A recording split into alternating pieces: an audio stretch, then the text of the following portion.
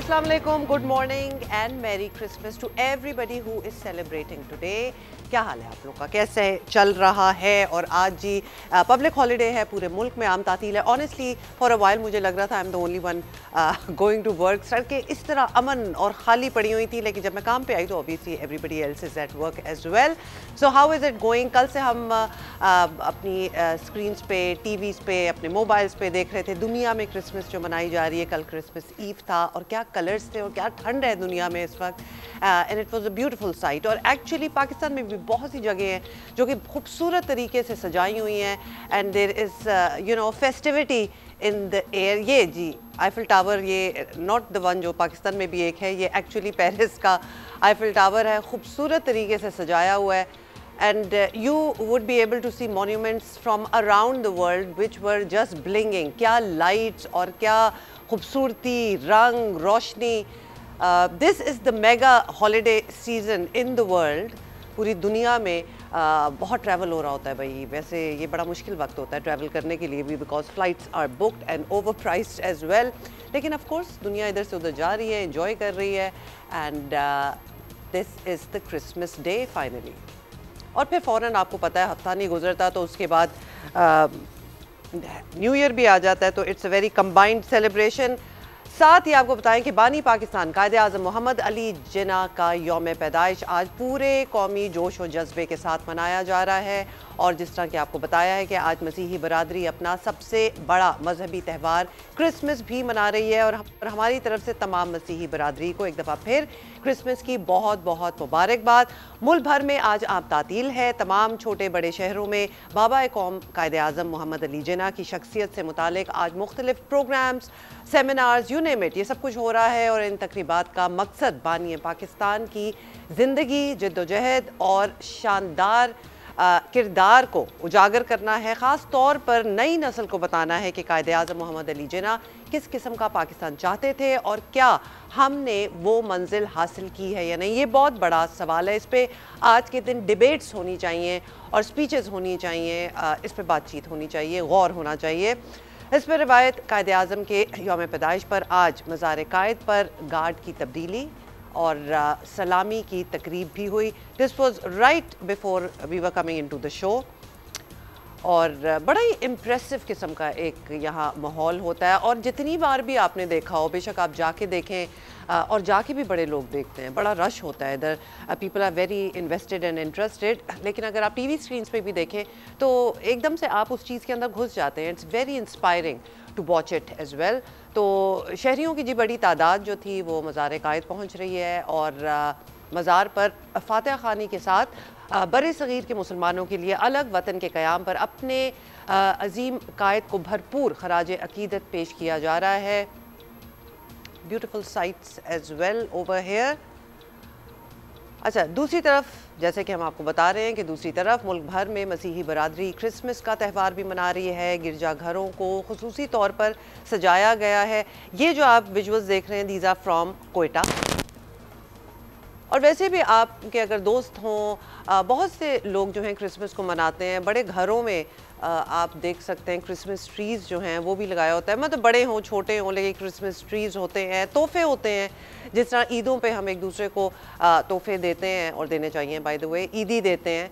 ये लें जी मरी के मनाजिर. ये बड़ी आइकॉनिक चर्च है एक मरी का. It has been there forever. मेरा if I am not wrong, Pakistan बनने से पहले ही का ये एक चर्च है और ये हमेशा बड़ी खूबसूरत तरीके से सजा होता है. ये लाहौर के विजुअल्स हैं फॉर यू एज़ वेल. तो हर किसी ने मतलब लाइट्स और कलर और अपनी तरफ से काफ़ी कोशिश की हुई है सजाने की. And finally we have visuals from Karachi as well.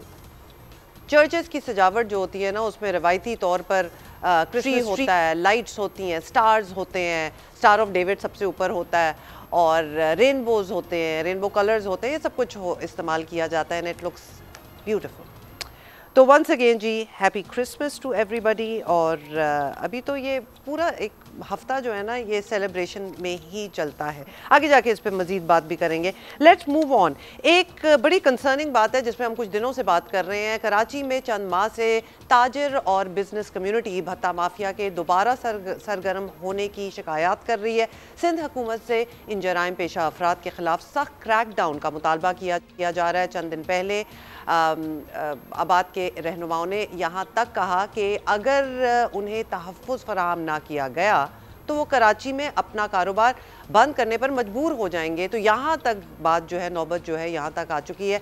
Sindh हुकूमत ना सिर्फ कराची को भत्ता माफिया के खिलाफ सख्त क्रैकडाउन का ऐलान कर चुकी है, बल्कि सिंध हुकूमत का दावा है कि भत्ता माफिया के कई कारिंदों को गिरफ्तार भी कर लिया गया है। और कल गार्डन के इलाके से भत्ताखोरी में मुलव्विस मजीद 2 मुल्ज़मान गिरफ्तार किए गए। मुल्ज़मान से भत्ताखोरी में इस्तेमाल होने वाली पर्चियाँ, मोबाइल फ़ोन और गैर कानूनी असला भी बरामद हुआ है। तो यानी जिसको कहते हैं ना रंगे हाथों भी पकड़े जाना, विद एवरीथिंग एविडेंस उनके पास था। सिंध हुकूमत की भत्ता माफिया के खिलाफ कार्रवाइयाँ अपनी जगह, लेकिन ये कामयाबियाँ जो हैं अवाम के सामने भी आनी चाहिए। कराची के लोगों को पता चलना चाहिए कि इस घिनौने जराइम में मुलव्विस अफराद और गैंग्स जो हैं उनको किस किस्म की सज़ाएं दी जा रही हैं और इस लानत का कब तक मुकम्मल ख़ात्मा कर दिया जाएगा, क्योंकि एक दफ़ा ये पहले ख़त्म हो चुका है। ये दोबारा से इस चीज़ ने सर उठाया है। अवाम और ख़ास तौर पर कारोबारी तबके में पाई जाने वाली बेचैनी और अदम तहफ़्फ़ुज़ का एहसास जो है वो ख़त्म होना बहुत ज़रूरी है। तो इस बारे में क्या किया जा रहा है, लेट्स टॉक अबाउट इट। और हमें इस वक्त ज्वाइन किया है ज़ियाउल हसन लंजार साहब ने, वज़ीर दाखिला सिंध हैं। ज़िया साहब पहले तो कच्चे के ऑपरेशन की बात कर लेते हैं। हुकूमत का दावा है कि बड़ी कामयाबियां मिल रही हैं, पंजाब और सिंध के इदारे जो हैं वो मिलकर कर रहे हैं। तो क्या समझा जाए कि वो इलाका, वहाँ के मोटरवे, सड़कें वगैरह जो है अब वो महफूज हो जाएंगी, मुकम्मल क्लियरेंस होने वाली है या हो गई है? हमारी पुलिस की कार्रवाइयाँ पिछले 1 साल से जारी हैं और उसमें टाइम टू टाइम कामयाबियाँ मिली हैं, जिसमें आपने देखा होगा डाकुओं की सरेंडर पॉलिसी भी हम लाए। वो surrender policy for one time नहीं थी कि वो एक प्रोग्राम हुआ और उसमें डाकुओं ने सरेंडर कर दिया, दैट्स ऑल, ऐसे नहीं था। अब वो टाइम टू टाइम जो भी डिस्ट्रिक्ट एडमिनिस्ट्रेशन से या वहाँ पर जो हमारी एसएसपी या हमारे डीआईजीज़ हैं, एक कमेटी बनाई हुई है, वो उनसे कांटेक्ट करते हैं, उनको सरेंडर करवाते हैं, उनको कोर्ट में भेज देते हैं और जेल चले जाते हैं। यहाँ पर एक जो अहम बात यह है कि हमने एक चीज़, 2 कंपोनेंट रखे हुए थे। एक सरेंडर, जो सरेंडर डाकू ना करे उसके ख़िलाफ़ कार्रवाई। तो अब जो हमारे लिए जो प्रॉब्लमेटिक एरिया था वो था पंजाब में कच्चा कराची जो एरिया है, और उसके साथ हमारे पास घोटकी का राउंती कच्चा जो है। फिर कश्मीर में अगर आप आ जाएं तो कश्मीर का भी वो एरिया जो कि राजनपुर के साथ मिलता है। यहाँ से जब पुलिस उनसे मुकाबला करती थी वो उस कच्चा कराची एरिया में कच्चे के पहुँच जाते थे, जहाँ पर उनका बहुत इतना सेफ हाइड आउट समझा जाता था कि जहाँ पर ना पुलिस पहुँच पा रही थी, ना लॉ इन्फोर्समेंट एजेंसीज पहुँच पा रही थी। तो ये पहली बार उस दिन जो 13 तारीख को वाक़या हुआ और सादकाबाद से गाड़ी हमारी उसमें मुगवी कोच में थे जो कि इन्होंने उतारे डाकुओं ने। कच्चे के इलाके में क्या क्या कर चुके हैं अब तक, अचीवमेंट्स क्या करना है, ये आप प्लीज़ ज़रा कंप्लीट करें अपनी थॉट, और फिर हमारे पास भत्ताखोरों के हवाले से भी बात करनी है आपसे। हम नेगोशिएशंस नहीं करना चाह रहे थे और अल्हम्दुलिल्लाह उसमें घोटकी एसएसपी और कश्मीर एसएसपी, सखर, खैरपुर, शिकारपुर एसएसपी और दोनों डीआईजीज़ लाड़काना और हमारे डीआईजी सखर ने अहम रोल अदा किया और मुगवी सब बाजियाब करवाए। और उसके बाद ऑपरेशन वहाँ तब तक करते रहे। मैंने कल भी प्रेस कॉन्फ्रेंस में कहा था कि हमारे पंजाब गवर्नमेंट की बड़ी मेहरबानी कि उन्होंने हमें ये इजाज़त दी कि उनके एरिया में जाकर सिंध पुलिस ने ऑपरेशन किया है, और उसमें मैं यकीनन अप्रिशिएट करूँगा हमारे राजनपुर डिस्ट्रिक्ट के एसएसपी को भी और आरपीओ को भी। वहाँ के मुल्तान के जो आरपीओ हैं कि उन्होंने वहाँ पर मदद की हमारी, और हमने उस कच्चा कराची के एरिया इस टाइम टोटली इवैक्यूएट हो चुका है डाकुओं से। हमें इन्फॉर्मेशन है कि वो घोटकी के राउंती कच्चे में आ गए हैं, उस एरिया में अब हमारी पुलिस ऑपरेशन कर रही है। तो उम्मीद मुझे ये है कि स्लोली ग्रेजुअली इंशाल्लाह हम इनको एलिमिनेट करेंगे। गुड टू नो ज़िया साहब कि कुछ जो हैं सक्सेसेस जो हैं वो हमें मिली हैं। अब ये बात कर लेते हैं कि कराची के इस इशू की बात करते हैं, जो कि वैसे तो हम कहेंगे पुराना ही है और इसको ख़त्म हो जाना चाहिए था, लेकिन अब दोबारा मसला जो है वो उठा है भत्ताखोरी का। अब बताएं कि एक्सटॉर्शन वगैरह तो यहाँ ख़त्म हो चुकी थी, बड़ा काम हुआ था, बड़ी मेहनत के बाद ये सब कुछ हुआ था, rangers had to be involved in it as well. तो ये केसेस दोबारा क्यों पैदा हो रहे हैं? मतलब आप क्या सोच रहे हैं कि ऐसा क्यों हो रहा होगा दोबारा? देखें, इसमें हमारे काम तो पिछले साल से चल रहा है, और अब तक जो हमारा स्टैटिक्स हैं उसमें अगर आप देखेंगे तो 2025 तक, 24 से 25 तक, आज तक जो हैं टोटल एक्सटॉर्शन केसेस जो है ना 172 रजिस्टर्ड हुए हैं कराची में, जिसमें से जब हमने उसको सॉर्ट आउट किया सिंध पुलिस ने तो उसमें 76 केसेस जो हैं वो जेन्युइन थे। बाकी उनके कोई पिटी इश्यूज़ थे, कोई आपस के झगड़े थे, लैंड्स के इश्यूज़ थे, लोगों के आपस में कम्युनिटीज़ के इश्यूज़ थे, उसको भी उन्होंने एक्सटॉर्शन में कन्वर्ट करके ये FIRs दर्ज हुई। लेकिन जो जेन्युइन FIRs थी वो 76 थी, जिसमें अगर हम देखें तो उसमें 73 केसेस, जिसकी 96% एवरेज है, वो ट्रेस हुए, डिटेक्ट हुए। उसके साथ साथ जो हैं अक्यूज़ जो इन्वॉल्व थे इन 76 केसेस में वो 131 थे, और 131 अक्यूज़ में पुलिस ने इनमें इनकाउंटर्स हुए, उनमें 6 अक्यूज़ को मारा गया है।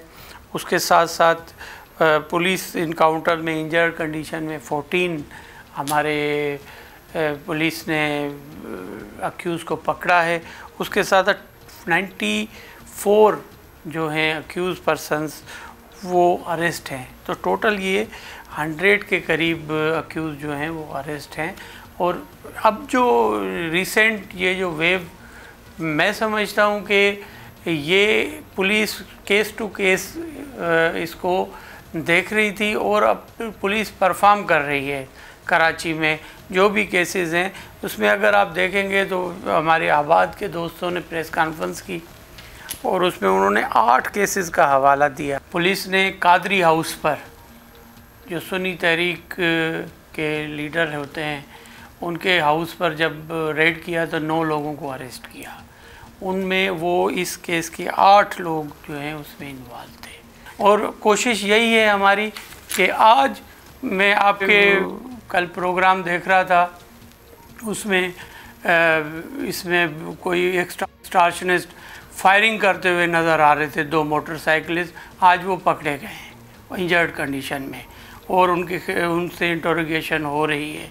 और मैं ये ज़रूर कहूँगा कि ठीक है, ये केसेस एक्सटॉर्शन के, कराची एक बहुत बड़ा सिटी है, लेकिन हमने जो भी हमारे ताजिर हजरात हैं या बिल्डर्स हैं उनको यही रिक्वेस्ट की है कि आप इस चीज़ को छुपाएं ना हमसे, पुलिस से कम ना छुपाएं, आप हमें ज़रूर अपडेट करें, हम इंशाल्लाह आपको बेहतर उसका दिफा देंगे। आप सही कह रहे हैं, छुपाने वाली तो अब बात ही नहीं रही। जब तक सामने नहीं आके बताया नहीं जाएगा, इनको पकड़ा भी नहीं जा सकता।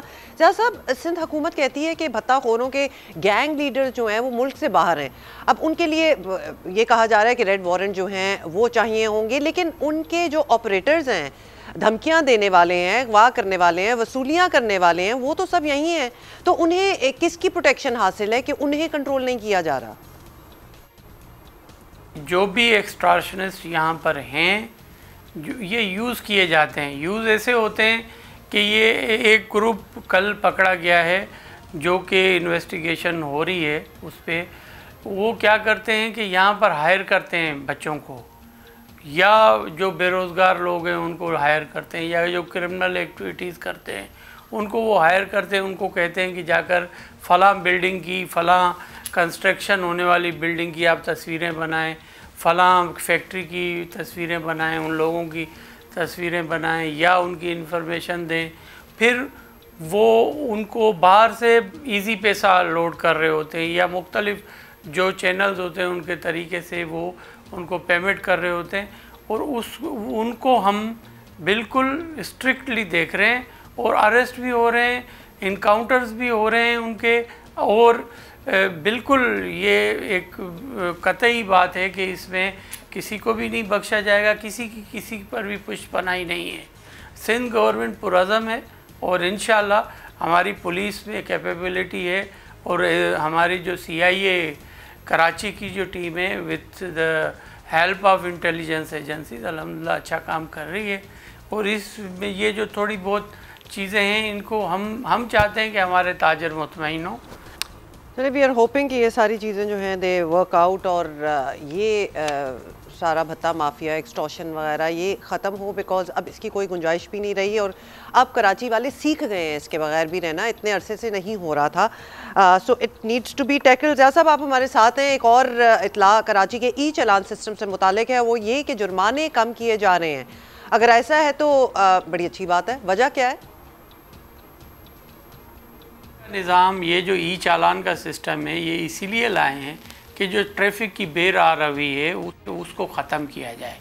आप इससे अंदाज़ा लगाएं कि कराची में जो 3.9% जो हादसात का रेट था जिसमें अमवात हो रही थी, वो अभी 2 पॉइंट समथिंग है, जो कि वर्ल्ड स्टैंडर्ड के मुताबिक है कि नहीं होनी चाहिए हादसात। अल्लाह रहम करे सब पर, जिनकी फैमिलीज़ के साथ ये हादसा होता है उन्हीं कोई तकलीफ़ होती है बहुत ज़्यादा, लेकिन हम भी उनके दुख में उनके साथ हैं। बात यह है कि इस टाइम पर अगर आप हमारी आफ्टर ट्रैफिक मैनेजमेंट देखेंगे तो हादसात में कमी आ गई है। हादसात में कमी तब आएंगी जब ट्रैफिक निज़ाम ठीक होगा। अभी हमें इंफ्रास्ट्रक्चर जो ट्रैफिक का है उसको बेहतर करना है। फिर हमने कोशिश की कि दोस्तों को कायल करें, लेकिन उन्होंने कहा कि भाई आप हमारे साथ बैठें। मैंने कल मीटिंग कॉल की, उसमें सब बातें हुई। हर जो भी जमात है, हमारी पॉलिटिकल पार्टीज़ के जो असम्बली में लीडरान हैं उनको, पार्लियामानी लीडरान को बुलाया, अपोजिशन लीडर को बुलाया, उनसे सुना हमने। इस बार मैंने उन्हें कहा है कि आप एक हफ़्ते में अपनी तजावीज़ ले आएँ। I am agree with that के मोटरसाइकिल जो चालान है वो 5,000 है, लेकिन उसका तरीका ये है कि अगर 15 दिन में वो चालान जमा होता है तो उसको 50% चार्जेस होते हैं। अगर वो 21 दिन में होगा तो 75% चार्ज होगा। उसके बाद अगर वो बिल्कुल ही 1 माह के बाद करता है तो फिर उसको 100% चार्ज होता है।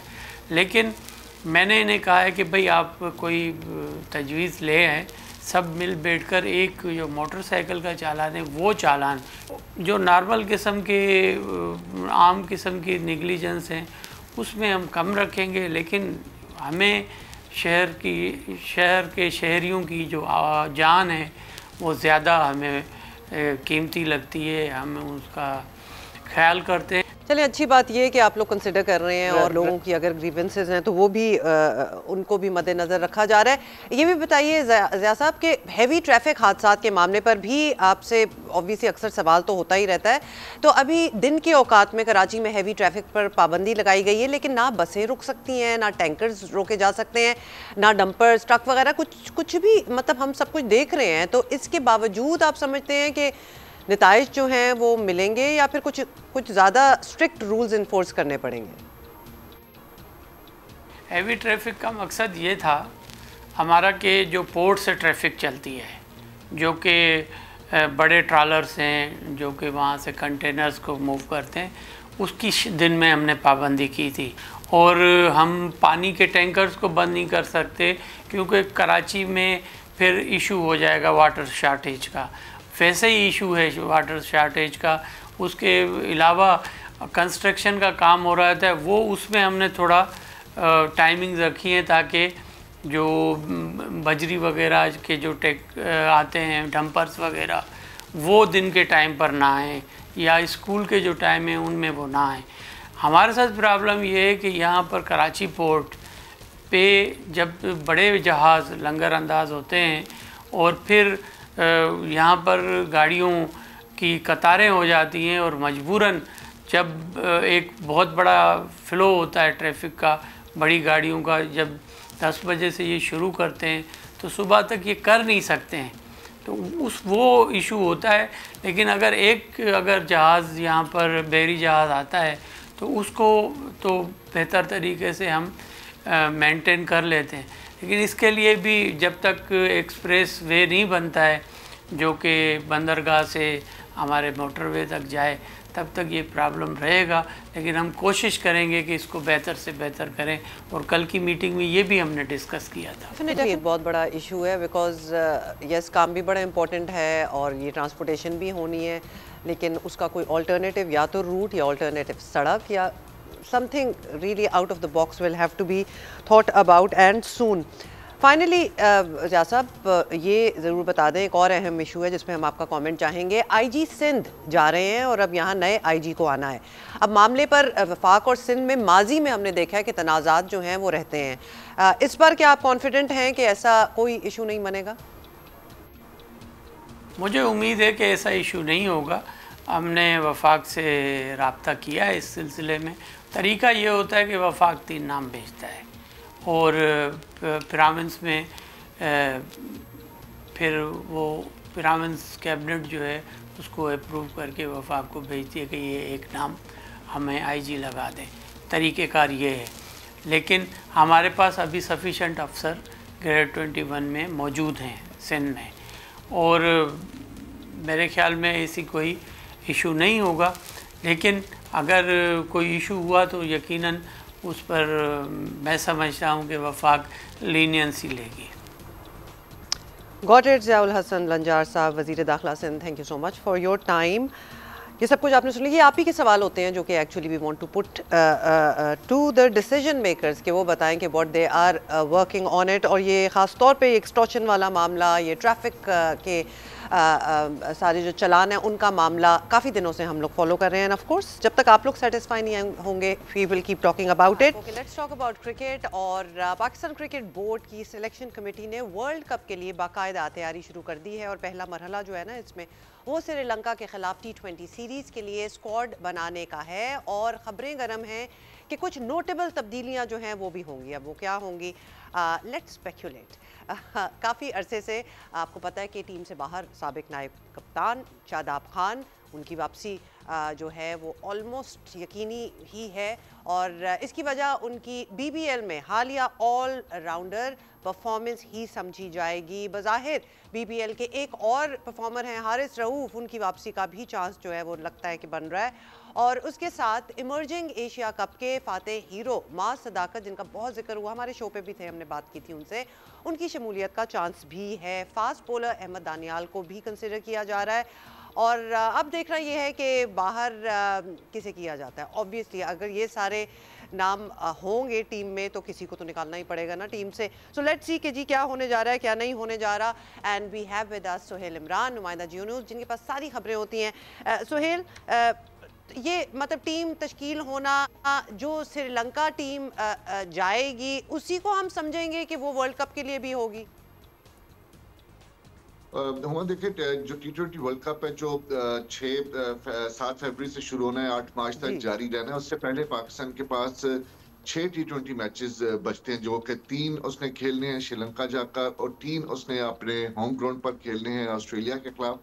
जो श्रीलंका के खिलाफ जो टीम होगी वो अगले 2-3 रोज के अंदर अनाउंस की जा सकती है। तकरीबन हमें बताया गया कि उसके ऊपर फैसला हो चुका है, लेकिन 1-2 नामों के ऊपर अभी भी बातचीत का सिलसिला जो है वो जारी है, क्योंकि डेडलाइन है अपना इब्तदाई स्क्वाड जमा करवाने का 7 जनवरी, क्योंकि 1 महीना पहले आपको वर्ल्ड कप से पहले इब्तदाई नाम देने होते हैं, जो कि आप अगले 3 हफ्तों के दौरान जो है वो उनको अपने तौर पर तब्दील कर सकते हैं। लेकिन वर्ल्ड कप शुरू होने से एक हफ्ता पहले तक आपको 15 रुकनी स्क्वाड को फाइनल करना होता है और उसमें तब्दीली आप नहीं कर सकते उस वक्त तक जब तक आप कोई सॉलिड रीजन नहीं बताएंगे आईसीसी को, और फिर वो आपको इजाजत देता है।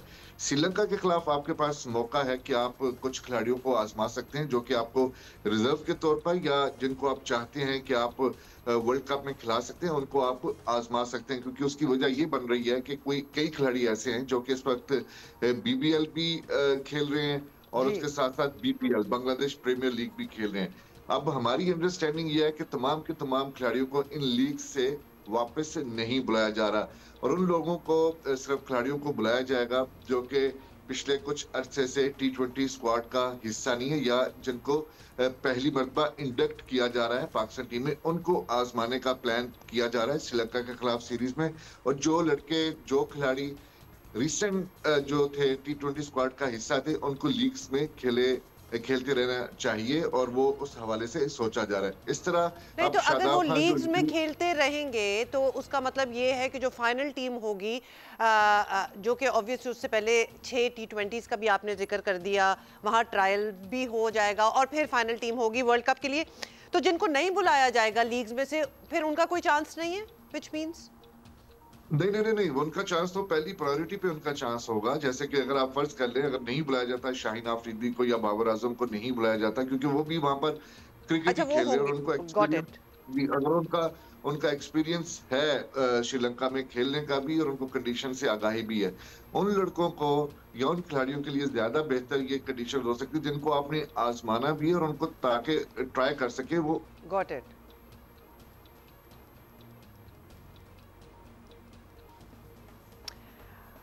अच्छा ठीक है, तो जो शोर शॉट हैं जो कि टीम का होंगे उनको नहीं बुलाया जाएगा because they are already used to the conditions and all, तो उनको ट्राई नहीं करने की जरूरत ना, वो तो ऑलरेडी होंगे टीम का, तो बुलाया उनको जाएगा जिनको एक दफ़ा चांस दिया जा रहा है to see whether they would be a part. ये बात मुझे समझ जो आई है। सोहेल, आपको आवाज़ आ रही है?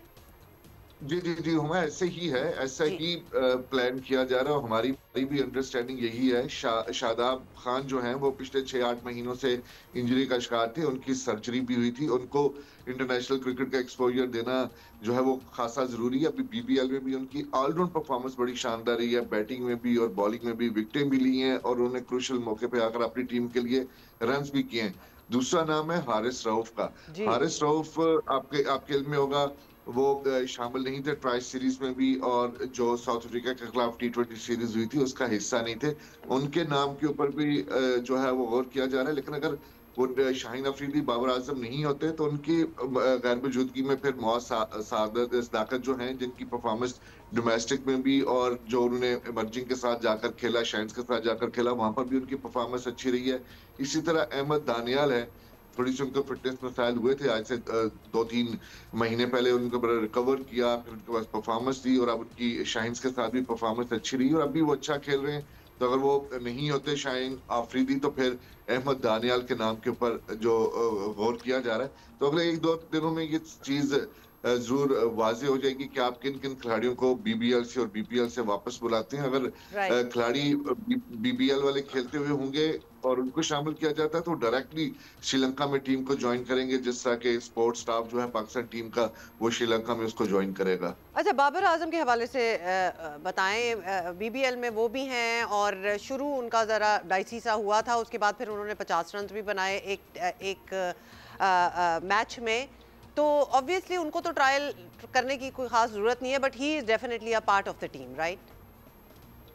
जी हुमायूं, जैसे हम लोगों ने रिपोर्ट भी किया था कि बीबीएल में सिर्फ एक आध लड़के को बुलाया जाएगा और उसके बाद बीबीएल तमाम खिलाड़ियों को खेलने की इजाजत दे दी जाएगी, क्योंकि खेलते नहीं, क्योंकि उनके पास पूरा एनओसी है। लेकिन उसके बाद फिर खबरें आना शुरू होगी कि जी हम अवेलेबल हैं, हम खेलना चाहते हैं। पहले तो वो बीबीएल के लिए कह रहे थे कि जब हमें पूरा खेलने की इजाजत दी जाए, लेकिन जब ये खबरें सामने आई कि उनको श्रीलंका से रेस्ट कराया जा रहा है तो अब वो ख्वाहिश का इजहार कर रहे हैं कि जी नहीं, हम अवेलेबल हैं, हम जाकर वहां का खेलना चाहते हैं। लेकिन पाकिस्तान क्रिकेट बोर्ड या जो उसका थिंक टैंक है वो यही समझ रहा है कि जो खिलाड़ी क्रिकेट वहां पर खेल रहे हैं और उनको ट्राई टेस्टेड किया जा चुका हुआ है, वो खेलते रहें, बाकी जिनको हमने आजमाना है उनको हम श्रीलंका लेके जाएं ताकि हम एक अच्छा सॉलिड कॉम्बिनेशन जो है वो वर्ल्ड कप के लिए अनाउंस कर अच्छा, सके। ये इन इटसेल्फ बड़ी ज़बरदस्त बात है कि बिफोर द वर्ल्ड कप अभी हम अगर श्रीलंका में खेलेंगे दम्बोला में तो अच्छी प्रैक्टिस भी हो जाएगी, मतलब उन कंडीशंस की, उन ग्राउंड्स की। ऑल्दो ज़्यादातर तो प्लेयर्स वहाँ ऑलरेडी खेले हुए हैं, but of course you need that refresher as well, क्योंकि बहुत बड़ा टूर्नामेंट सामने आ गया।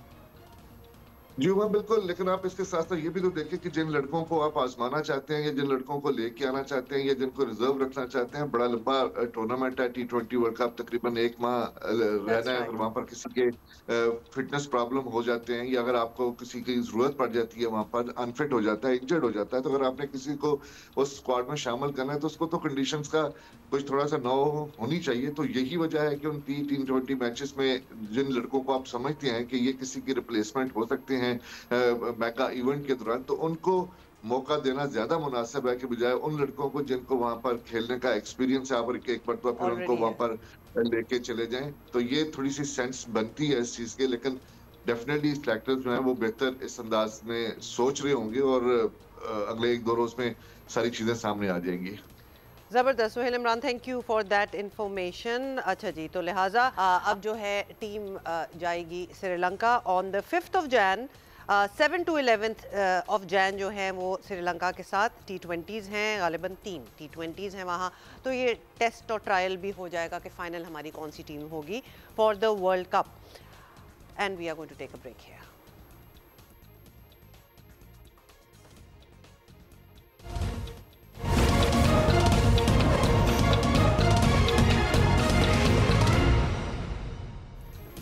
Once again, Merry Christmas to everybody who is celebrating। और काफ़ी सेलिब्रेशंस पाकिस्तान में भी हो रही हैं, गिरजाघरों में तकारीब जो हैं वो जारी हैं, जहां मुल्की सलामती और इस्तेहकाम के लिए दुआएं मांगी जा रही हैं। अल्हम्दुलिल्लाह मुल्क भर की मसीही बरादरी पूरी आज़ादी के साथ अपना मजहबी त्यौहार मना रही है। कायदे-ए-आज़म मोहम्मद अली जिन्ना ने पाकिस्तान की पहली दस्तूर साज असम्बली से खिताब में वाज़े तौर पर कहा था कि आप आज़ाद हैं अपनी मस्जिदों में जाने के लिए, रियासत पाकिस्तान में अपनी किसी भी इबादत गाह में जाने के लिए, ख्वाह आपका ताल्लुक़ किसी भी मजहब, ज़ात या नस्ल से हो। उधर भारत में तो कुछ और ही चल रहा है, वो भी आपको बताना है। उस भारत की बात करें जो कि सेक्युलर होने के दावे तो करता है मगर अक़लियतों पर ज़िंदगी तंग कर दी है। कोई इंतहा पसंद गिरजाघरों में घुसकर पादरियों को धमका रहा है, तो कहीं सेंटा क्लॉज की टोपियां फरोख्त करने वाले जो गरीब लोग होते हैं इंतहा पसंदों के गज़ब का निशाना बन रहे हैं। ये सारी रियलिटीज़ हैं जो एक्चुअली हम अक्रॉस द बॉर्डर भी देख रहे हैं। इस दिन के हवाले से हम बात करना चाहते हैं। पास्टर इमैनुअल खोखर हमारे साथ हैं, तर्जुमान चर्च ऑफ पाकिस्तान हैं। पहले तो आपको क्रिसमस की मुबारकबाद देना चाहेंगे, मैरी क्रिसमस, हैप्पी क्रिसमस, और फिर आपसे मुख्तसर जानना चाहेंगे कि मसीही बरादरी के लिए इस दिन की क्या अहमियत है और क्या तालीमात हैं जो हर शख्स तक पहुँचनी चाहिए। ये क्रिसमस सीज़न है और क्रिसमस की जो अहमियत है वो बहुत है, इसलिए कि क्रिसमस 2 अल्फाज से बना है, क्राइस्ट और मास, जिसका मतलब है यीशु मसीह की पैदाइश के मौका पर ख़ास इबादत, जश्न और शुक्रगुजारी। चूँकि वो सलामती का शहज़ादा है, अमन का शहज़ादा है, वो दुनिया में इसीलिए आया। तो यही क्रिसमस का मैसेज है कि ये दिन हमारे लिए निजात का दिन है, खुशी का दिन है और मोहब्बतें और खुशियाँ बांटने का दिन। ज़बरदस्त। अजय भी बताएं कि पूरे मुल्क में मसीही बरादरी भरपूर जोश व खरोश से क्रिसमस का त्यौहार मना रही है। बतौर पाकिस्तानी हम सब की तो ये कोशिश रहती है कि कायदे-आज़म के विजन के मुताबिक यहाँ सभी मज़ाहिब को मुकम्मल हकूक़, मुकम्मल आज़ादी मुयस्सर हो। आपकी नज़र में मजहबी आज़ादी कितनी अहम है किसी भी माशरे के लिए? हमारे आइन के मुताबिक पाकिस्तान में हर मज़हब को, हर शख्स को आज़ादी है, क्योंकि खुदा के साथ, अल्लाह ताला के साथ जो उसका ताल्लुक़ है, रिश्ता है, वो डायरेक्ट उसका शख्सी है। और मैं ये कहना चाहता हूँ, वाज़े करना चाहता हूँ कि जो मसीहत है, जो क्रिश्चियनिटी है, it's not a religion, it's a relationship. ये तल्लुकात का नाम है। कायदे-ए-आज़म मोहम्मद अली जिन्ना ने भी जब पाकिस्तान बना तो चूँकि ये जो मुल्क पाकिस्तान है ये है ही माइनॉरिटीज़ के लिए बना था, क्योंकि हम सब उस वक़्त माइनॉरिटी में थे। तो मसीही लोगों ने भी कायद-ए-आज़म मोहम्मद अली जिन्ना का साथ दिया ताकि पाकिस्तान बने और हम वहाँ पे आज़ादी के साथ अपनी रसूमात को भी अदा कर सकें और मजहबी आज़ादी के साथ इस खुशखबरी के पैगाम को, मोहब्बत के पैगाम को, ज़िंदगी के पैगाम को लोगों तक पहुँचा सकें। अच्छा, एक और इसी से रिलेटेड टॉपिक है जिससे आपसे बात करना चाहते हैं कि आजकल हम एक ऐसे दौर से गुजर रहे हैं जहां दुनिया भर में मज़हब के नाम पर फसाद बर्पा करना, जुल्म करना एक मामूल सा बन चुका है। कश्मीर से लेकर फ़लस्तीन तक यही कहानी है जो हम देख रहे हैं। मसीही तालीमात को सामने रखें तो इन मसाइल का हल क्या हो सकता है? मसीही तालीम के मुताबिक आज के इस दौर में ज़रूरी है कि हम दूसरों का ख्याल रखें, ख़्वाह वो किसी भी मज़हब से तल्लुक़ क्यों न रखता हो, क्योंकि इंसान की जो इज़्ज़त और कदर खुदा की नज़र में है वो ये है कि इंसान सब बराबर हैं। इस दौर में, मौजूदा दौर में, चूँकि अफरा तफरी है, बदअमनी है, बेचैनी है और हर इंसान खुद गर्ज बन चुका है, जिसकी वजह से दुनिया में जंगें भी हो रही हैं और इनमें हर शख्स के अपने अपने मफादात हैं। तो मैं खुदा का खादिम होते हुए चर्च पाकिस्तान का पादरी होने की हैसियत से ये पैगाम देना चाहता हूँ, फ़लस्तीन से लेकर कश्मीर तक, कश्मीर से लेकर दुनिया के किसी भी कोने में चले जाएं, जहाँ भी किसी शख्स पर जुल्म होता है, हम जुल्म के ख़िलाफ़ हैं, मसीही तालीम ये है, लेकिन ज़ालिम के ख़िलाफ़ हैं और चाहते हैं कि मज़लूम का साथ दें, क्योंकि क्रिसमस का मतलब ही ये है दूसरों का ख्याल रखना। जो कम हिम्मत हैं उन्हें दिलासा देना, जो कमज़ोर हैं उनका ख्याल रखना। चूँकि मेरी मसीही तालीम के मुताबिक हमें मोहब्बत की रूह में एक दूसरे को अपने से बेहतर जानना है और यही पैगाम मैं डॉक्टर आज़ाद मार्शल जो जी बिल्कुल, ये आपने जो बात की है बड़ी सही की है और ये वो एजुकेशन है जो कि लिटरली हर मज़हब जो है वो ही देता है अपने लोगों को। बहुत शुक्रिया पास्टर इमैनुअल खोकर, तर्जुमान चर्च ऑफ पाकिस्तान, हमारे साथ थे। Once again, anybody who is celebrating merry Christmas to you. क्या प्लानिंग है आज की for people who are celebrating Christmas? Otherwise भी आपको पता है कि पूरे मुल्क में एक छुट्टी चल रही है, एंड ऑफ दिसंबर है, एक सेलिब्रेशन का समा तो ऑलरेडी बना ही हुआ है। And then of course let's not forget this is also the shaadi season of Pakistan. वैसे तो कोई महीना ऐसा नहीं है जब शादियाँ पाकिस्तान में ना हो रही हों, लेकिन ये वो सीज़न होता है, छुट्टियाँ होती हैं। बड़ी दुनिया जो पाकिस्तानी मुल्क से बाहर रहते हैं ना, वो ज़रूर ट्रैवल करते हैं Pakistan for some occasion or the other. So enjoy yourselves. In the meantime, मैं जो हूँ यहाँ आपको खबरें बताने के लिए, तो आपको ये भी बताएं कि फील्ड मार्शल सैयद आसिम मुनीर की ज़ेर सदारत कोर कमांडर कॉन्फ्रेंस हुई।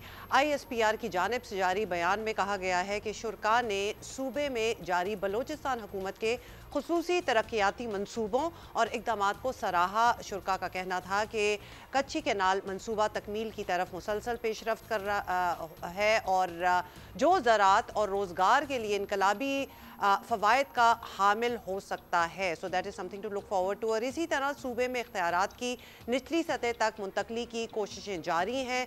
ज़्यादा से ज़्यादा वसाइल मकामी हुकूमतों को दिए जा रहे हैं ताकि सिविल इंतज़ामिया को बाइख्तियार बनाया जा सके। कॉन्फ्रेंस के शुरा का कहना था कि सूबे में जारी तरक्याती इकदाम का मकसद मकामी आबादी को बाइख्तियार बनाना और समाजी राब्तों के ज़रिए दहशत गर्दी की वजूहात को ख़त्म करना है।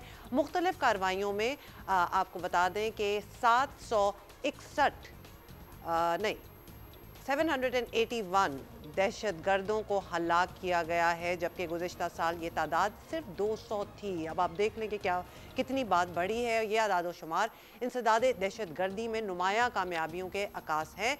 इस बात पर इत्मीनान का इजहार किया गया कि बलूचिस्तान के तमाम कैटेगरी B इलाके अब कैटेगरी A में तब्दील कर दिए गए हैं। गैर कानूनी डीजल की स्मगलिंग में भी नुमायाँ कमी आई है। रोज़ाना 20 मिलियन लीटर से कम होकर ये स्मगलिंग सिर्फ 7 लाख लीटर रह गई है। इसको भी ख़त्म होना चाहिए। वैसे तो ISPR की जानिब से जारी बयान के मुताबिक कॉन्फ्रेंस के शुरा ने वाज़े किया कि कौमी यकजहती, सलामती और इस्तेहकाम को नुकसान पहुँचाने की किसी को इजाज़त नहीं दी जाएगी, और चाहे ऐसे अनासर सियासी हों या गैर सियासी। तजियाकार शाहिद रिंद हमारे साथ हैं और उनसे भी पता कर लेते हैं पहले तो कि ये सारी कामयाबियों की ये बड़ी पॉजिटिव डेवलपमेंट हैं, इंडिकेटर्स हैं फॉर बलूचिस्तान। ये टर्न अराउंड किस तरह आया? शाहिद रिंद साहब, आप ज़रा बताएं कि क्या समझें कि लॉ एंड ऑर्डर सिचुएशन बेहतर हो रही है, ज़रा स्ट्रिक्ट कंट्रोल हो रहा है, क्या चेंज हुआ है बलूचिस्तान में? देखें, अगर हम बलूचिस्तान की सूरत हाल को देखते हैं तो बलूचिस्तान की सूरत हाल गुज़िश्ता 2 दहाइयों से बलूचिस्तान को एक दहशतगर्दी की अफरियत का सामना है। मौजूदा जो सूबाई हुकूमत है, चीफ मिनिस्टर बलूचिस्तान सरफराज बुगटी की क़यादत में, उन्होंने डे 1 से बहुत वाज़े अंदाज में एक मौक़िफ़ लिया और उस मौक़िफ़ के नतीजे में जो एक पहला जिसे कहते हैं प्रोडक्ट उन्होंने प्रोड्यूस किया या कोई पहली चीज़ जो उन्होंने इंट्रोड्यूस कराई वो था प्रोविंशियल एक्शन प्लान। और प्रोविंशियल एक्शन प्लान को अगर हम स्टडी करते हैं तो प्रोविंशियल एक्शन प्लान में एक चीज़ बहुत वाज़े थी कि लॉफेयर में पॉलिटिकल क़यादत जो है वो लीड लेगी और वॉरफेयर में सिक्योरिटी फोर्सेस लीड लेंगी।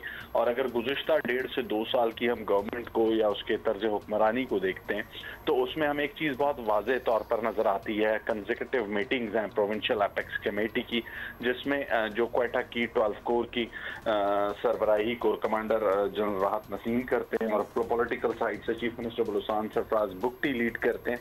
तो उन सारे इनिशिएटिव्स को जब एक मेज़ पर बैठ सेम पेज पर पॉलिटिकल और अस्करी क़यादत में, क्योंकि बलूचिस्तान एक ऐसा सूबा है इस वक्त जहां पर दहशतगर्दी के नतीजे में जो सियासी और अस्करी क़यादत जब तक वो सेम पेज पर और सेम टेबल पर बैठकर ब्रेनस्टॉर्मिंग के साथ डिसीजंस नहीं करते, उस वक्त तक हमने माजी में जितने भी फैसले किए हैं, अगर अस्करी क़यादत ने काइनेटिक डोमेन में गुज़िश्ता 2 दहाइयों में काम किया है, दहशतगर्दों के खिलाफ ऑपरेशंस किए हैं, लेकिन हमें नजर आता है कि पॉलिटिकल लीडरशिप ने उसे लीड नहीं किया।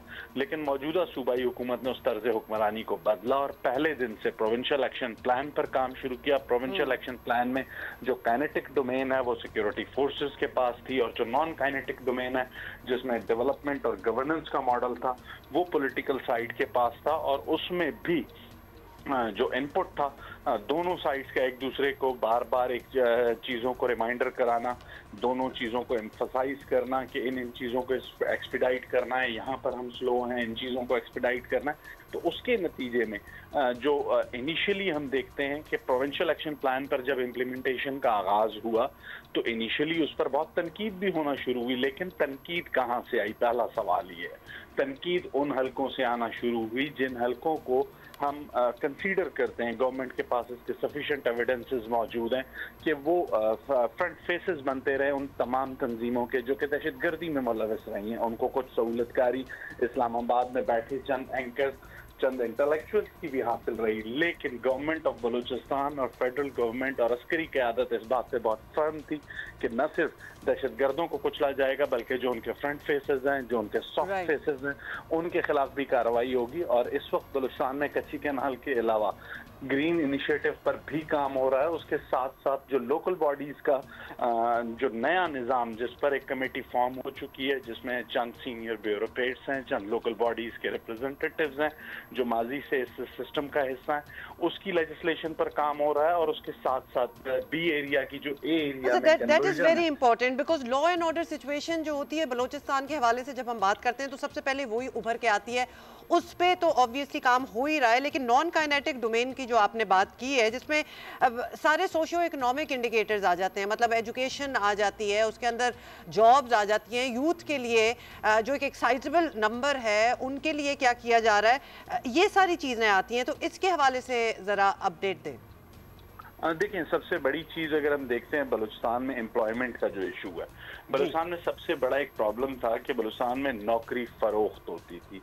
ग्रेड 4 के चपरासी से लेके ग्रेड 17 तक की पोस्टों पे जब बोलियां लगती थी तो उस चीज को ओवरकम करने के लिए जो idea chief minister Balochistan Sarfaraz Bugti ने अडॉप्ट किया उसमें सबसे पहले एजुकेशन डिपार्टमेंट कंसीडर हुआ जिसकी 9,000 के करीब असातिज़ा की जो तकरीरियां थी वो कॉन्ट्रैक्ट बेस्ड पर, मेरिट बेस्ड पर की गई। और उसका जो मेरिट है वो मैट्रिक से लेके जो इंटर ग्रेजुएशन तक के जो नंबर्स हैं स्टूडेंट के, जो अपनी यूनियन काउंसिल में ज्यादा नंबर लेगा उसे पहली प्रायोरिटी पे कॉन्ट्रैक्ट दिया जाएगा। उसके बाद अब दूसरे मरहले में जो बेसिक हेल्थ यूनिट्स हैं, आप उसकी एक मिसाल ले लें कि basic health units, chief minister Balochistan ने जब ओहदा संभाला तो उनके पास ये इन्फॉर्मेशन आई कि मंद का हॉस्पिटल जो है उसमें डॉक्टर्स तो तैनात हैं लेकिन वो डॉक्टर्स ड्यूटी पर मौजूद नहीं है। उसका रिजॉल्व ये निकाला गया कि उन डॉक्टर्स जो गैर हाजिर हैं, जो उनके खिलाफ कार्रवाई अपनी जगह, लेकिन इस वक्त उस हॉस्पिटल को डॉक्टर्स प्रोवाइड करना गवर्नमेंट की जिम्मेदारी है, जिसके लिए चीफ मिनिस्टर ने कॉन्ट्रैक्ट पर डॉक्टर्स की अपॉइंटमेंट की और कॉन्ट्रैक्ट पर अपॉइंटमेंट के नतीजे में आज से चंद माह कबल हमारी मालूमात के मुताबिक एक अहम इजलास के दौरान जब चीफ मिनिस्टर को पॉइंट आउट किया गया कि जी मंद के हॉस्पिटल में डॉक्टर नहीं है, तो उन्होंने वीडियो कॉल पर उन डॉक्टर्स को उसी वक्त लिया और उसी वक्त शुरका को बताया कि ये डॉक्टर्स हॉस्पिटल में मौजूद हैं। तो कुछ ऐसी चीज़ें हैं, मेरिट बेस्ड अपॉइंटमेंट के साथ साथ यूथ स्किल डेवलपमेंट प्रोग्राम है जिसमें नौजवानों को बाहर भेजने की बात के लिए काम हो रहा है। उसके साथ साथ सबसे इम्पॉर्टेंट जो बात है, बलूचिस्तान का कोई भी बच्चा दुनिया की 200 जो बड़ी यूनिवर्सिटीज़ हैं उसमें स्टेम साइंसेज में कोई भी किसी भी कोर्स में पीएचडी करना चाहता है तो वो सिर्फ अपना एडमिशन सिक्योर करे, गवर्नमेंट ऑफ बलूचिस्तान उसकी तमाम फीसेस को बेयर करने को तैयार है। इसके साथ साथ सबसे इम्पॉर्टेंट चीज़ गुज़िश्ता 20 सालों में जो दहशतगर्दी के खिलाफ जंग है उसमें जहाँ सिक्योरिटी फोर्सेस ने कुर्बानियाँ दी हैं वहाँ सिविलियन शोहदा की भी एक बड़ी तादाद थी। चीफ मिनिस्टर बलूचिस्तान चूंकि वो ओन करते हैं बलूचिस्तान के दहशतगर्दी के जो विक्टिम्स हैं उनको अपनी फैमिली की तरह, उन्होंने उन सिविलियन शोहदा के बच्चों की भी जो 16 इयर्स की एजुकेशन है उसकी रिस्पॉन्सिबिलिटी भी अब गवर्नमेंट ले चुकी है। तो ये बड़े इंटरेस्टिंग और जी इम्पॉर्टेंट इनिशिएटिव्स हैं जो लिए गए हैं। अब दुआ ये की जा सकती है और उम्मीद भी ये की जा सकती है कि ये सस्टेनेबल हो, क्योंकि जिस तरह आपने बताया कि प्रोविंशियल एक्शन प्लान बनाया गया जिसके तहत ये सारा बहुत सी चीज़ें हैं, काम हो रहे हैं। मतलब एक सवाल तो ये भी उठता है ना कि ये पहले क्यों नहीं हो रहा था, और अगर स्टार्ट कभी हुआ भी था तो बीच में क्यों ऐसी चीज़ें रुक जाती हैं। But in the meantime Shahid साहब, thank you for being with us, और आपने पॉइंट आउट किया कि क्या क्या चीज़ें जो हैं, क्या क्या एक्शंस जो हैं वो लिए जा रहे हैं। एंड गुड, यूथ के लिए जो चीज़ें, जितनी भी चीज़ें की जाएँ हम कहते हैं वो काम है, because they are really the future. Good to know कि इतनी स्कॉलरशिप्स वगैरह भी वहाँ प्रोवाइड की जा रही हैं।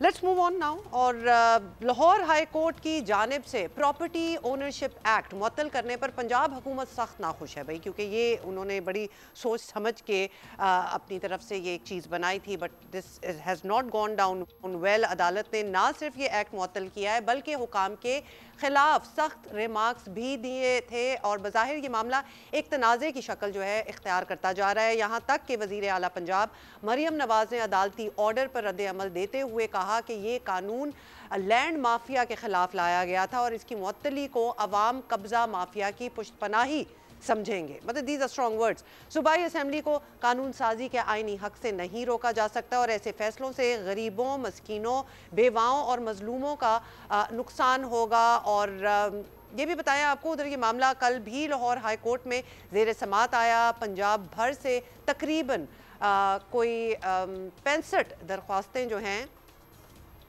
वो दायर हुई हैं, जिनमें ये दावा किया गया है कि इंतज़ामिया ने इनसे नाजायज़ तौर पर कब्ज़ा दूसरे फरीक को दिलवाया है। Chief justice Lahore high court justice Aliya Neelam ने सरकारी वकील से मुखातिब होते हुए कहा कि बग़ैर किसी ऑर्डर के ज़बानी तौर पर कब्ज़े कैसे दिलवाए जा रहे हैं, ये सवाल था। और बाद में अदालत ने तमाम दरख्वास्तें फुल बेंच को भिजवा दी। पाकिस्तान बार काउंसिल इस मामले में पूरी तरह अदालती ऑर्डर के साथ खड़ी है और डीसीज और पटवारियों को अदालती इख्तियार नहीं दिए जा सकते। सुने ज़रा ये क्या कहा गया। अगर यही करना है तो हुकूमत पंजाब को चाहिए कि एक ये लगा दें जो लोगों के सारे केसेस जो हैं वो डिसाइड करे और ये एक पैरेलल निज़ाम जो करना चाहते हैं वो करें। ये इनका इंतहाई गैर जिम्मेदाराना और इंतहाई तौहीन अमेज़ रवैया है और ये काबिल मज़म्मत है। अच्छा जी, एक राय ये है कि ऑर्डिनेंस के बजाय अगर इसे असेंबली से मंजूर कराया जाता और नफाज से पहले मुकम्मल होमवर्क कर लिया जाता तो शायद इस कानून की शक्ल ज़्यादा बेहतर हो सकती है। That's just one opinion. अलबत्ता ये ज़रूर है कि वो लोग जो बरसों से अदालतों में धक्के खा रहे थे सिर्फ 90 दिन में अपना कब्ज़ा वापस लेने पर खुशी का इजहार करते दिखाई दिए। और इस वक्त पंजाब की अदालतों में जायदाद के, आपको ये भी बता दें, जायदाद के तनाज़ात के हज़ारों मुकदमात बरसों से ज़ेर समात हैं और हमारे यहाँ हर किसी को ये कहते भी सुना जा सकता है कि केस दादा करता है और फैसला जो है वो पोता सुनता है, और बाज़ औक़ात तो इसकी नौबत भी नहीं आती, वो कभी हल होते ही नहीं है। सो खैर anyway, these are serious things. Azma Bukhari, वज़ीर इत्तलात पंजाब हमारे साथ हैं। आज़मा साहिबा कैसी हैं आप? आज़मा साहिबा पहले तो ये बताएं कि जिस ऑर्डिनेंस का मसला बना है, ये कानून लाने की ज़रूरत क्या थी और ऐसी इमरजेंसी क्या थी कि ऑर्डिनेंस के ज़रिए ही ये काम हो जाए? पहली तो गुजारिश ये है कि ये मालिकाना हकूक जो लोगों के होते हैं, जो कॉन्स्टिट्यूशन भी जिसकी ज़मानत देता है उनको, उनकी राइट ऑफ प्रॉपर्टी, जो प्रॉपर्टी लोगों ने खरीदी होती है उसके ऊपर कोई ना कोई कब्जा कर लेता है। वो उसकी फैमिली के अंदर से भी कोई लोग हो सकते हैं, और मेजॉरिटी में ये केसेस जो है वो फैमिलीज के हवाले से निकल के आते हैं, जिसपे किसी बेवा की जो है वो जो उसको विरासत में या उसको जो हक मिलता है उसके शौहर की तरफ से, वो उस पर कब्जा हो जाता है, किसी यतीम बच्चे के हो जाता है, भाई बहन की जमीन पे कब्जा कर लेता है। और ये कब्जे की दास्तानें आज की नहीं है, ये पिछले 75 साल से यही स्टोरी चलती आ रही है। तो पहली तो ये बात है कि ये इसलिए जरूरत थी कि जो लोगों के मालिकाना हकूक हैं वो उन तक पहुंचाए जाए। नंबर 2 ये है कि जो कब्जा माफिया है उसको डिस्करेज करने के लिए जो दस्तावेजात, बोगस दस्तावेजात के जरिए या जो बोगस ट्रांसफर डीड्स के जरिए जो है वो लोगों की प्रॉपर्टीज पे, ओवरसीज की प्रॉपर्टीज पे कब्जा कर लेते हैं, उनको ये हक मिलना चाहिए। और इस वक्त चीफ मिनिस्टर साहिबा ने जितनी भी पंजाब के अंदर जो इनिशिएटिव्स शुरू किए हुए हैं, वो नशियात फरोशों के खिलाफ हो, वो जराइम के कमी के खिलाफ हो, तजावुजात का जो है वो खात्मा हो, उसी में साथ साथ अब ये कब्जा माफिया के हवाले से भी जो एक प्रॉब्लम था, जो साल से लोग केसेस जो है वो अदालतों में लड़ते थे, लेकिन उनकी अदालतों में उनकी सुनवाई नहीं होती थी, या वो खुद बेचारे डरा धमका कर चुप करा दिए जाते थे, या वो बेचारे खुद ही धक्के खा के उसके बाद जो है वो चुप हो जाते थे। सो इसलिए इसकी जरूरत पेश आई। और दूसरी बात ये है कि ये जो ऑर्डिनेंस है, ये एक्ट की सूरत जो है वो इख्तियार कर चुका है, असम्बली ने इसको पास कर दिया है, और अब ये जो है ये एक्ट है जिसके ऊपर इम्प्लीमेंट हो रहा है, जो सूबाई असम्बली का इख्तियार है कि वो अपनी जो भी जो कानून साजी है, ये उसको इख्तियार है आईनी तौर पर, वो अपने सूबे की बेहतरी के लिए जो है वो कोई भी कानून साजी कर सकता है। Got it. ये भी बताइएगा आज़मा साहिबा कि अब लाहौर हाई कोर्ट ने एक ऑर्डिनेंस पर ऑर्डर दिया है, उनके सामने कुछ होगा ही, ऑब्वियसली ये हुक्म आया, तो इस पर क्या ऐसा रद्द अमल देना चाहिए जैसा कि पंजाब हुकूमत दे रही है? देखिए, मुझे नहीं समझ में आ रही कि किस रद्द अमल की बात की जा रही है। पहले तो चीफ मिनिस्टर साहिबा के किसी स्टेटमेंट को जो है वो बहुत इशू बनाया जा रहा है, जिसके ऊपर उन्होंने, हम मेरी चीफ मिनिस्टर हो या मेरी पार्टी हो, हमने कभी भी अदलिया के एहतराम में कभी भी हम सोच भी नहीं सकते उसके एहतराम की कभी खिलाफ वर्जी करते हुए। एक फैसला आया, जो फैसला जब आता है तो पब्लिक प्रॉपर्टी होता है, उस प्रॉपर्टी के ऊपर यकीनन कानून के तहत दायरा कार में रहते हुए उसके ऊपर बात की जा सकती है। सो चीफ मिनिस्टर साहबा ने भी ये कहा कि जो स्टे मिला है इससे अब जो कब्जा माफिया है वो मजबूत होगा, और वो इसलिए भी होगा कि ये भी बड़ी एक स्ट्रेंज बात देखने को मिली कि जो 5044 जो जमीनें कब्जा माफिया से छुड़वाई गई थी, इसमें रिट्रोस्पेक्टिव इफेक्ट देकर ये भी कहा गया कि जी ये वापस दे दें। तो उसके ऊपर जो है वो जिस लाइन के ऊपर बहुत शोर मच रहा है कि उन्होंने कहा कब्जा माफिया को तकवीत मिलेगी, जो यकीनन दुरुस्त है कि कब्जा माफिया को ये लगेगा कि जो है वो उनकी दोबारा चांदी हो गई है। लेकिन मैं समझती हूँ कि यकीनन हमारी अदलिया जो काबिल एहतराम है, बहुत मोअज़्ज़ज़ जजेस इकराम जो है वो लाहौर हाई कोर्ट में भी हमारी चीफ जस्टिस साहिबा जो है वो बहुत प्रोएक्टिव हैं, वो पहली खातून चीफ जस्टिस है जिसको हम हमेशा सेलिब्रेट भी करते हैं। मैं तो ये नहीं कहूंगी कि उन्होंने जो है वो फैसले का उनके ऊपर मैं नहीं डालूंगी, मैं ये कहूंगी कि शायद हम अपना केस ठीक से प्रेजेंट नहीं कर सके, और अब उन्होंने चूंकि लार्जर बेंच के अंदर इस को भेज दिया है, तो हम यकीनन वहां जाकर फाइट करेंगे, तमाम हकाइक जो है वो सीजे साहिबा के सामने और लार्जर बेंच के सामने रखेंगे, और उनको बताएंगे कि इससे जो आम आदमी का भला हो रहा है। देखिए, जो जजेस कराम है उन्होंने भी इंसाफ देने का ओथ लिया हुआ है, तो वो भी यकीनन आम आदमी को रिलीफ देने के लिए ही खड़े होंगे, कब्जा माफिया के साथ तो खड़े नहीं हो सकते। तो मैं ये तो नहीं कह सकती कि वहां से फैसला गलत आया, मैं ये जरूर कह सकती हूँ कि जी हमने शायद जो है वो केस ठीक से प्रेजेंट नहीं किया होगा, तो हम लार्जर बेंच में बिल्कुल उसको फाइट आउट करेंगे, और कभी भी जो है वो अदलिया के एहतराम में या सीजे साहिबा के किसी एहतराम में कोई कमी नहीं आई। आपने जो अपना पेश करने वाली बात है, शायद आपने इन रेट्रोस्पेक्ट ये देखा है कि इसको ज़रा बेहतर तरीके से पेश होना चाहिए था। अब वकला तंजीमें भी इस ऑर्डिनेंस और पंजाब हुकूमत के रवैये से एलानिया नाखुश हैं, अदालत तो ऑब्वियसली है ही। तो क्या इस मुखालफत के बावजूद इस कानून पर कायम रहेंगे आप लोग, या इतनी फ्लेक्सिबिलिटी है कि जब सब कह रहे हैं तो कोई तरमीम कर लें, वरना फिर पुराना सिस्टम चलने दें? देखिए, एक बात तो मैं ये कह सकती हूँ कि पुराना सिस्टम जिसमें किसी की जमीन पे बड़ी आसानी से कब्जा किया जा सकता है या उसको डरा धमका के उसके कागजों पर दस्तखत लेके उसकी जमीन जो है वो बेची जा सकती है, ये तो नहीं होगा, ये तो नहीं चल सकता। लेकिन अगर कोई टेक्निकल इश्यूज हैं, अगर कोई ऐसी बात है जिसके ऊपर अदलिया हमें गाइड करे, तो यकीनन उसके बारे में देखा जा सकता है, सोचा जा सकता है। और बात मैं बड़ी क्लियरली कहना चाहती हूँ कि इस सूबे के अंदर पॉलिसी क्या होगी, पॉलिसियां कैसे बनेंगी, इसका इख्तियार सिर्फ जो है वो चीफ एग्जीक्यूटिव जो है सूबे की, उनके पास है और सूबाई असम्बली के पास है। और ये इसी तरह की बहुत सारी रिजेंटमेंट जो है, जब वो चीफ मिनिस्टर साहबा ने तजावुजात के खिलाफ जो है वो कदम उठाया था तब भी आई थी। और हमें तो पुरानी आदत है, ऑरेंज लाइन के ऊपर भी बहुत सालों स्टे रहा था और उसके बाद जो है वो बड़ी शर्मिंदगी के साथ वो स्टे जो है वो विकेट हुआ। और उसके बाद मतलब अभी भी बहुत सारे स्टेज जो हैं वो आते रहते हैं। उसमें यकीनन मैं ये नहीं कह रही कि किसी को मैं मुर्दे इस्लाम नहीं ठहरा रही, लेकिन इस सूबे के अंदर जो पॉलिसी है वो आम आदमी की स्पेसिफिक बनती है, उसके लिए बनती है। चीफ मिनिस्टर साहिबा का और विजन जो ये है कि जिस तरह से भी आम आदमी को रिलीफ दिया जा सकता है। और ये कितनी, आप जरा अगर स्टोरीज देखिए, 50 साल बाद जो है वो हमें कब्जा मिला है। कोई बेवा कह रही है मुझे मेरे शौहर को मरे हुए 40 साल हो गए हैं, कोई 25 साल से धक्के खा रहा है। और ये जो गरीब लोग हैं जिनके पास बड़े बड़े वकील करने के पैसे नहीं हैं, या जो बहनें जो हैं वो भाइयों से ब्लैकमेल होकर अपना हक जो है वो नहीं मांग सकती हैं, उनको हक नहीं दिया जाना चाहिए, बिल्कुल दिया जाना चाहिए। और मेरी चीफ मिनिस्टर जो है वो हर मजलूम के साथ खड़ी है और हमेशा खड़ी रहेगी। डेफिनेटली बहुत ही ये सैड स्टोरीज हैं, कहानियाँ, और ये कहानियाँ भी नहीं है, ये हकीकत है। लेकिन बात तो आजमा साहबा वहीं आ गई ना कि अगर ये ऑर्डिनेंस के बजाय असेंबली से मंजूर होता, कोई इस पे होमवर्क होता, कोई डिबेट होती, कोई बात होती, तो शायद आपका जो विजन है और सिंसेरिटी जो है वो उसमें ज़रा ज़्यादा अच्छी तरह नज़र भी आती है, and it would have worked. अच्छा, अब आप हमारे साथ हैं, आखिर में एक सियासी सवाल तो हमने करना ही है आपसे। तो तहरीक इंसाफ वाले जो हैं वो सड़कों पर आने की तैयारी में हैं, ऐलान कर चुके हैं कि लाहौर भी आएंगे, और उस पर आप उन्हें वेलकम कहने के बजाय वार्निंग्स दे रहे हैं। क्या तहरीक इंसाफ को अपने जमहूरी हक के इस्तेमाल की इजाज़त नहीं देगी पंजाब हुकूमत?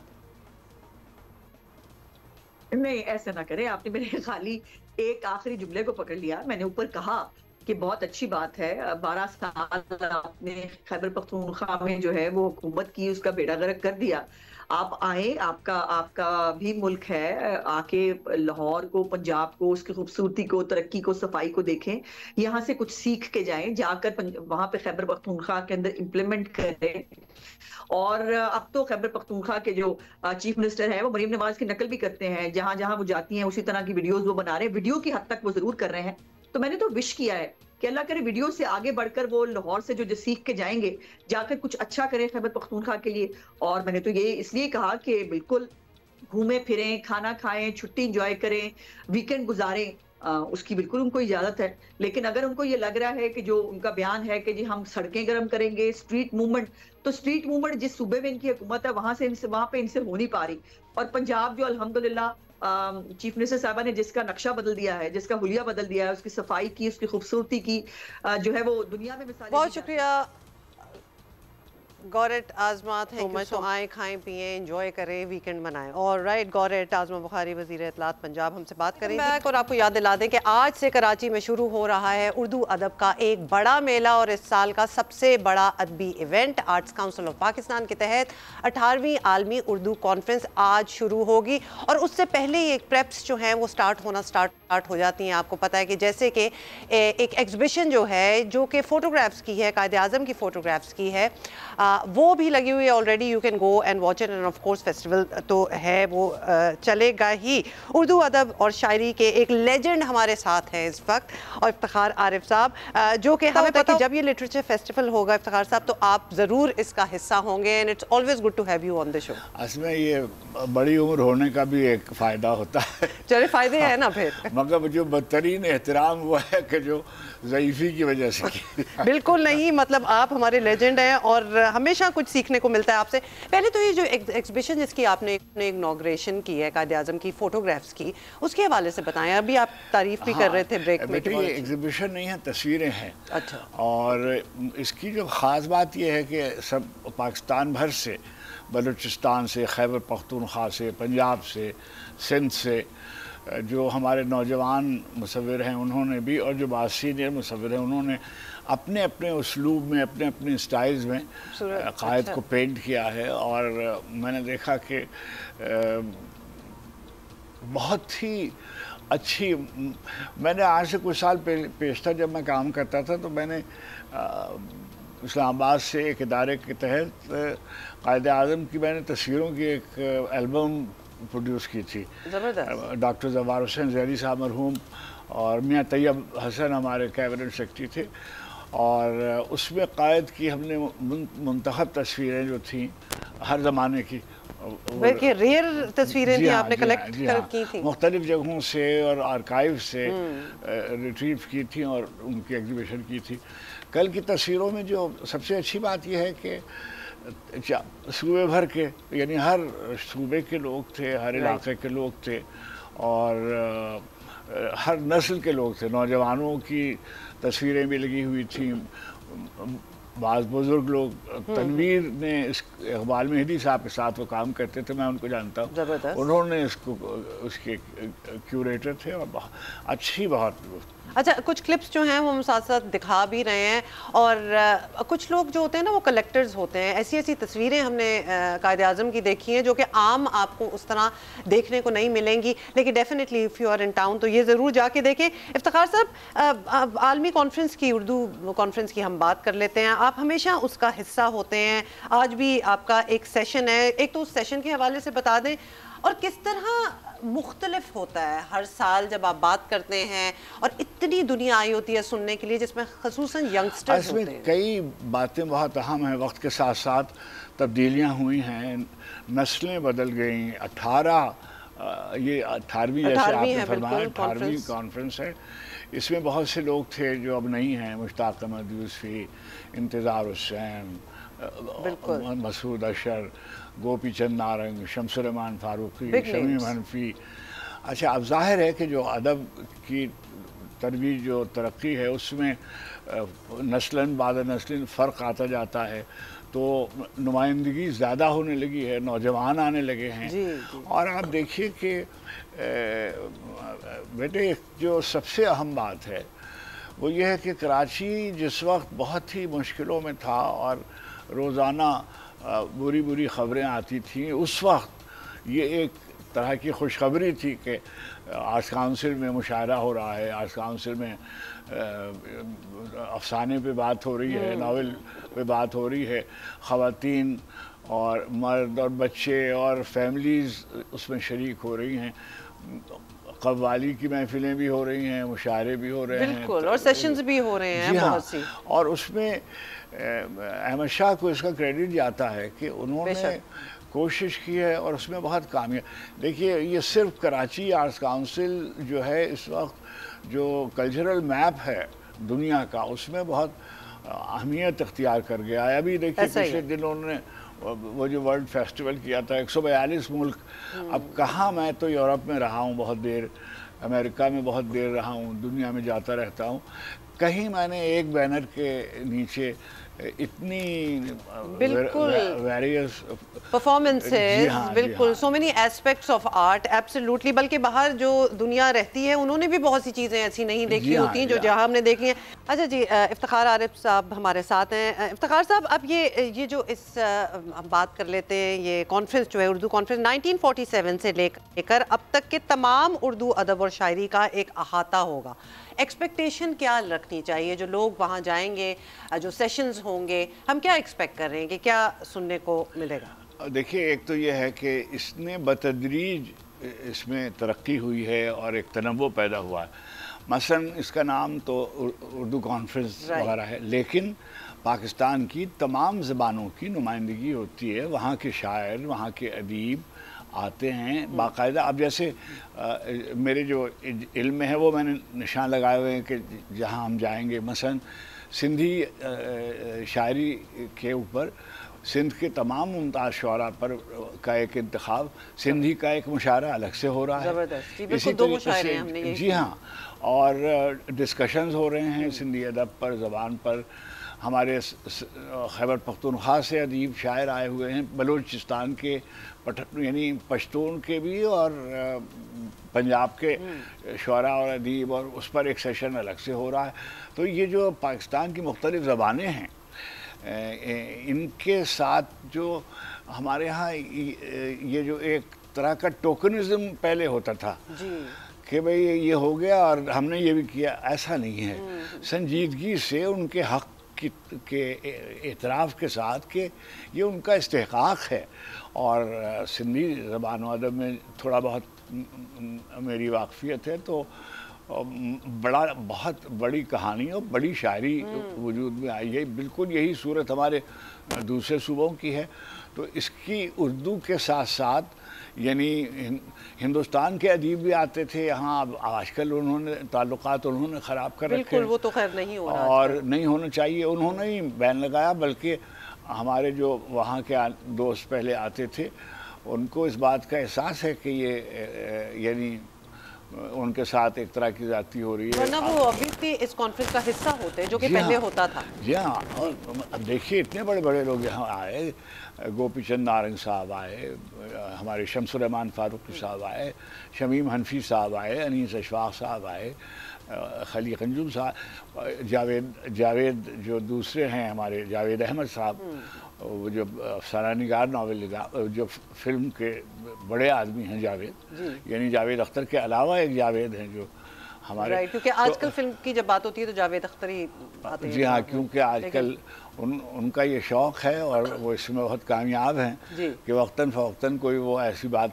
एक शुरली होती है जिसपे वो वायरल हो जाते हैं। बिल्कुल सही कह रहे हैं। जी हाँ, मैं क्योंकि उनके बुज़ुर्गों से मेरी नियाज़मंदी थी, तो मैं यानी जिसे कहते हैं हाथ हौला रखना चाहता हूँ, मगर वो मौके फराहम करते रहते हैं। बिल्कुल ऐसा ही है, ऐसा ही है। इफ्तिखार साहब, आपको लग रहा है कि ऑब्वियसली आपने अब इतनी दिहाइयाँ देखी हैं, इतने आपने उर्दू की प्रमोशन भी देखी है, उसका डिक्लाइन भी शायद देखा होगा। देखिए, ये जिसको आप डिक्लाइन कहते हैं, मैं इसको ज़रा बताऊं कि क़याम पाकिस्तान से पहले उर्दू पाकिस्तान में जैसी बोली जाती थी और जितनी बोली जाती थी उससे कहीं ज़्यादा बोली जाती है। अच्छा, आप मुझसे ज़्यादा बेहतर जानती हैं, आप मीडिया में हैं, मैं तो बाहर हूँ। अंग्रेज़ी के चैनल्स खोले गए और ऐसे लोगों ने खोले जिनके पास पहले से अंग्रेज़ी की एक्सपर्टीज़ मौजूद थी, मगर वो चला नहीं सके इसलिए कि कमर्शियली वायबल नहीं हुआ और उनको बंद करने पड़े। अच्छा, जो नया चैनल आ रहा है वो उर्दू के साथ आ रहा है, तो इसका जो फ़रोग़ है मीडिया में, जो इसका फ़रोग़ है, किसी वक्त मैंने जिस वक्त मैं काम पर था तो मैंने आदाद शुमार जमा किए थे, तो 90% अखबारात और रसायल जो हैं वो उर्दू में शाया होते हैं और 10% जो है वो दूसरी ज़बानों में, जिसमें 7-7.5% जो है इशाअत अखबारों की और रिसालों और किताबों की वो हमारे सिंध में है। बाकी में 2.5% उसमें अंग्रेज़ी भी शामिल है। तो मसलन ये देखिए, ये इंडिकेटर्स ही हुए, ये इंडिकेटर्स होते हैं। मस्जिदों में जितने खुतबे होते हैं, बिल्कुल, मदरसों में जो पढ़ाई होती है, सियासी जलसों में जो तकरीरें होती हैं, एक दूसरे को जो बुरा कहा जाता है वो सब खैर से वो अपनी ही ज़बान में होता है। बिल्कुल ऐसा ही है। हमारी जो सियासत की ज़बान है कमोबेश वो उर्दू है, इश्तिहार आप सड़कों पे देखते हैं वो उर्दू में। तो अच्छा, फिर ये मतलब बेसिकली उर्दू को कोई ख़तरा नहीं है। कोई ख़तरा नहीं है। अच्छा, क्या होता है, अंग्रेज़ी के लफ्ज़ इस्तेमाल हो रहे हैं। अरे भाई, ये एक फेज़ आता है, जो गालिब ज़बान होती है अपने ज़बाने की, उसके अल्फाज मुस्तार लिए जाते हैं, वो उर्दू नहीं है। अब मसलन आप अभी यहाँ तशरीफ़ फरमाएं, अभी पॉडकास्ट एक लफ्ज़ है, मैसेंजर, सर्जरी होती है, इंटेंसिव केयर यूनिट में आदमी होता है, ऑपरेशन उसका होता है, इंसुलिन वो लेता है और हार्ट अटैक उसको होता है, ब्लड प्रेशर बढ़ जाता है, ये सब अंग्रेजी में है नहीं, लेकिन ये सब हमारी हमारी ज़बान का हिस्सा है और समझ भी आती है। मैंने बेटे मुख्तदरा कौमी ज़बान के ज़माने में मैंने एक डिक्शनरी ऐसी भी शाया की थी जिसमें ये लिखा था कि ये लफ्ज़ जो हैं अब इनको अंग्रेज़ी के तो हैं मगर अब इनको उर्दू समझा जाना चाहिए, और ये उर्दू में मुश्तमल होते हैं। आम आदमी से कहिए कि उनको हार्ट अटैक हो गया, वो समझ लेगा, बिल्कुल उसको डायबिटीज है। इफ्तिखार साहब, मुझे पर्सनली बड़ी खुशी हुई है आपकी इस बात से, क्योंकि मेरी उर्दू भी थोड़ी सी चैलेंजिंग है और मुझे भी थोड़ा सा इंग्लिश का सहारा लेना पड़ता है, लेकिन टाइम हमारे पास कम है और आपके आने का हम फ़ायदा ज़रूर उठाना चाहते हैं और हम चाहते हैं कि आप अपना कोई नया कलाम, कुछ आप इस मौके की मुनासबत से कोई पसंदीदा आपका। मैं देखिए, मैं इसके लिए आमादा होकर नहीं आया था, मगर मैं आजकल के हालात को देखते हुए मैं सोचता था कि मैं सुनाऊंगा, लेकिन क्या कहें, दिल का जो अहवाल हुआ तेरे बाद। आज 25 दिसंबर भी है जी। और आज का दिन हज़रत ईसा अलैहिस्सलाम की यौम विलादत भी है और क्रिसमस का भी जश्न सारी दुनिया में मनाया जा रहा है। और हमने कोई हमारे यहाँ कायद की तकरीर नकल होती है, उसको बहुत दोहराया जाता है, मगर हम रोज़ सुनते हैं कि ब्लास्फेमी में उसको रख लिया गया उसको, तो हालात को ये कोई 100% तो नहीं है दुरुस्त, मगर अल्लाह का बहुत शुक्र है कि ख्याल रखा जाता है, ख़ास तौर पे हमारे सूबे में तो बहुत उसका ख्याल रखा जाता है। अच्छा, क्या कहें, दिल का जो अहवाल हुआ तेरे बाद, कैसी बदली तेरे कूचे की फ़ज़ा तेरे बाद, तू भी देखे तो ज़रा देर को पहचान ना पाए, तू भी देखे तो ज़रा देर को पहचान ना पाए, ऐसी बदली तेरे कूचे की हवा तेरे बाद। हाँ, और तो क्या किसी पैमा की हिफाजत होती, और तो क्या कोई किसी पैमा की हिफाजत होती, हमसे ख्वाब संभाला ना गया तेरे बाद। और तो क्या किसी पैमा की हिफाजत होती, हमसे एक ख्वाब संभाला ना गया तेरे बाद। एक तरफ महरे दुनीम, एक तरफ ख्वाब दुनीम, जो न होना था वो सब हो के रहा तेरे बाद। अब जो दिसंबर है वो कायद का यौम विलादत भी है, हज़रत ईसा अलैहिस्सलाम का यौम विलादत भी है, और दिसंबर मशरक़ी पाकिस्तान और पाकिस्तान के टूटने का भी ज़माना है। और ये जो मैं उस ज़माने में टीवी में काम करता था और मैं उस ज़माने में मेरी उम्र कम थी, आप समझिए आप जैसी उम्र होगी। अब मैं 81 बरस का हूँ, मगर मैं भूल नहीं पाता हूँ उस ज़माने को और उस ख़बर के नश्र होने के दिन को, जब मशरक़ पाकिस्तान का अलमिया सामने आया था। कोई ज़िम्मेदार हो, मगर मेरे सामने ये हुआ था और वो मैं उसको भूल नहीं पाता। आपकी बस ये बात सुन के मैं लोगों को ये कहूँगी कि आपका जो आपके सेशंस हैं इस कॉन्फ्रेंस में, उनमें जाना बड़ा ज़रूरी है, बिकॉज ऑब्वियसली एक तो कंपैरिजन भी है, एक हिस्ट्री भी है, there is such a body of work जो कि सुन सकते हैं इफ्तिखार आरिफ साहब से और सीख भी सकते हैं अगर आप सीखना चाहें। Thank you so much Iftikhar साहब, आप आए हैं, हमेशा अच्छा लगता है कि आप आते हैं। It is really an honour for us. Geo Pakistan, बहुत शुक्रिया, थैंक यू, सलामत रहिए। Alright, that's it for today. और जो क्रिसमस मना रहे हैं, happy Christmas to you once again. इंशाल्लाह I will see you tomorrow, bye.